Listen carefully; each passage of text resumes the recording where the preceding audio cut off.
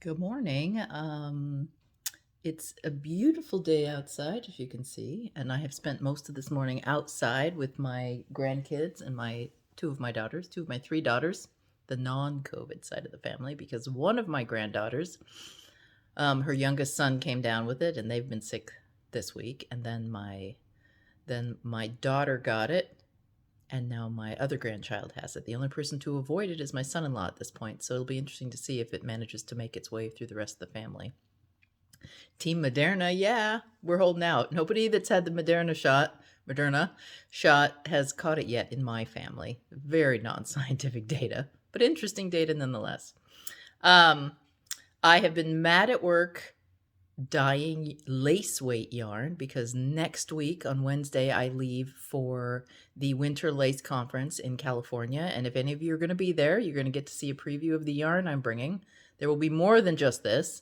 And then we're also bringing all of our threads, a bunch of notions, some knitting needles, some crochet hooks, the steel crochet hooks especially.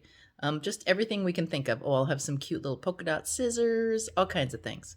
Maybe I'll pop in on Tuesday and give you a preview of the stuff I'm taking to Los Angeles.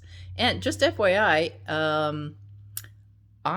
if you can show proof of immunization and um, and or negative COVID test, I believe. I don't know for sure if the general public will be able to come in and shop. However, if there's anybody that lives in Los Angeles that will not in the Los Angeles region, because we're south of LA, if anybody wants to come and shop, I will try and arrange personal shopping for you if you are unable to get into the Lace Conference. So just leave me a comment below, or send me a message with your contact details. And you can find my cell phone number on the website. You can find my email address on the website. So either one of those will work. And I can set that up if anybody's interested. Or if you're going to be at Lace Conference, you can come in. You'll be in. So what I'm going to do is flip you around and show you the yarn that I have dyed so far. I have a dark maroon and a gold color that I'm really pleased with, plus a lichen color. It's a very unusual gold green color that I really like. And then I have a wheat color that's just come out of the dye bath. So I'm having a really good time this last couple of days. I have almost got my desired green, or as I now call it, breen, because it's a brownie green.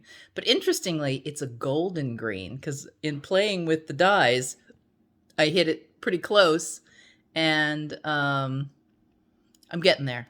So it's close, super close. Anyway, I'm going to flip this around and I'm going to show you the dyes I've done and show you some of the other projects I've been working on this week. So this is, at this point, I'm calling this watermelon juice because it's like watermelon juice. Then I have this array of greens and browns.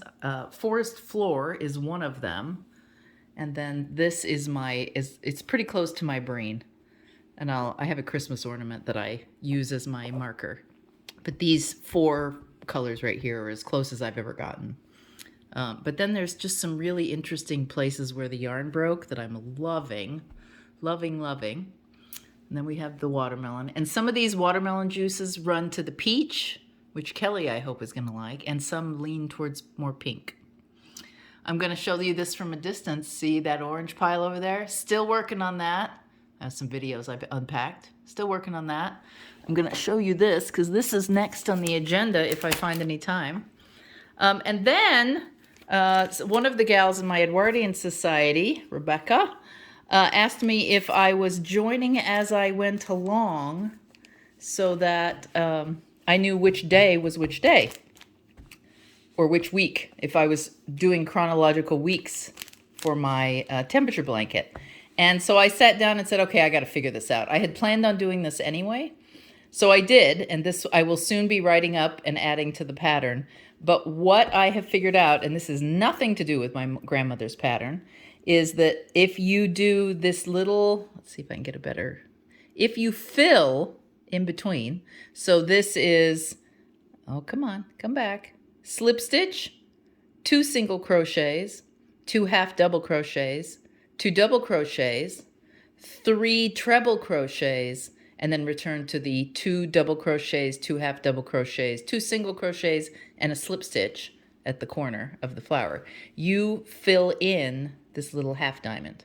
You do it on the other side, and then I have taken with a crochet hook, and you can see from the back, where I just slip stitch along the back, or I chain these 2 pieces together with the 2 inside single pieces of yarn. And that's what I did all along here. And then when I'll do a second row, and then it will position itself in here. So the next row will be offset from this one. So it'll be interesting to see. I think I may need more than 56 flowers when I'm done, but that's fine. I'll just keep working on the year until I get a blanket the size I want. And who knows, maybe I'll need less. That would be great. So that's the progress so far on my temperature blanket. Tomorrow I will be, or even tonight, I will be making another flower and adding it to this length. All right. It's interesting. So the secret project over there that you only get to see from a distance. Let me actually. That secret project over there is I bound it off and then I didn't like it. So then I unbound it off and I started in again. So we're now into our 3rd skein of yarn. Oh well, pooh. This isn't it. I still got to go find my embroidery kits. So I'm on to my 3rd skein of yarn on that sucker. I am not going to go 4. So it will be done with 3 skeins of yarn. In addition to that, it is time for me to start my February embroidery project. But it looks like I picked up my January embroidery project. No wonder it was so easy to find. So somewhere hidden in my office, my bit of a tip of an office, is my embroidery of the month projects. And I'll have to get that out. But I will show you that next time. Anyway, that's it. So just as a reminder, make sure and like. And if you aren't yet following the channel, do so. Ring the bell so that you get notified when I upload again. I am trying to be a regular uploader, but I always throw extras in during the week. So I don't remember how you follow the different things, but I know this week I've put up 2 short book talks in a row. So I take you through some of the books that we have on the shelf for sale, and a beginning knitting videos coming up soon that will not be part of Morning Coffee with Tina.